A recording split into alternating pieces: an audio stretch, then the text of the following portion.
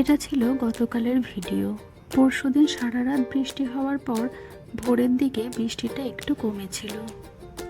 As usual আমিও ভোরবেলা উঠে ফ্রেশন আপ হয়ে ক্লাসে চলে গিয়েছিলাম।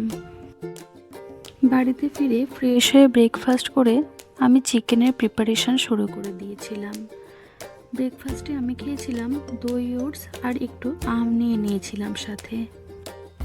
কাল চিকেনের একটা স্পেশাল রেসিপি বানিয়েছিলাম মেয়োনিজ চিকেন, আর এই রেসিপিটা আমাকে দিদি বলেছিল।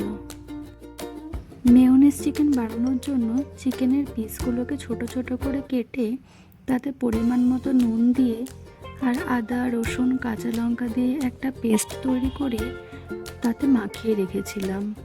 দিয়েছিলাম বেশ খানিকটা টক দই আর মেয়োনিজটা ছিল কিন্তু সম্পূর্ণ হেলদি হোমমেড।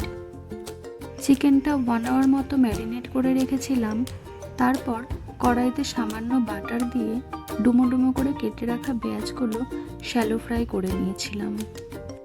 তারপর ভাজা পেঁয়াজটার মধ্যে ওই ম্যারিনেট করে রাখা চিকেনটা দিয়ে আর ওই মশলা ধোয়া জলটা দিয়ে বেশ ঢাকা দিয়ে কিছুক্ষণ রান্না করেছিলাম। তাতে পরিমাণ মতো গোলমরিচ আর কাঁচা লঙ্কা দিয়ে নিয়েছিলাম ঝালের জন্য। চিকেনটা খেতে কিন্তু খুব ভালো হয়েছিল। আমি আর ফাইনাল ভিডিওটা তুলতে পারিনি, আমার ডক্টরের কাছে যাওয়ার ছিল, একটু তাড়া ছিল তাই। আজকের ভিডিওটা এই পর্যন্তই। টাটা।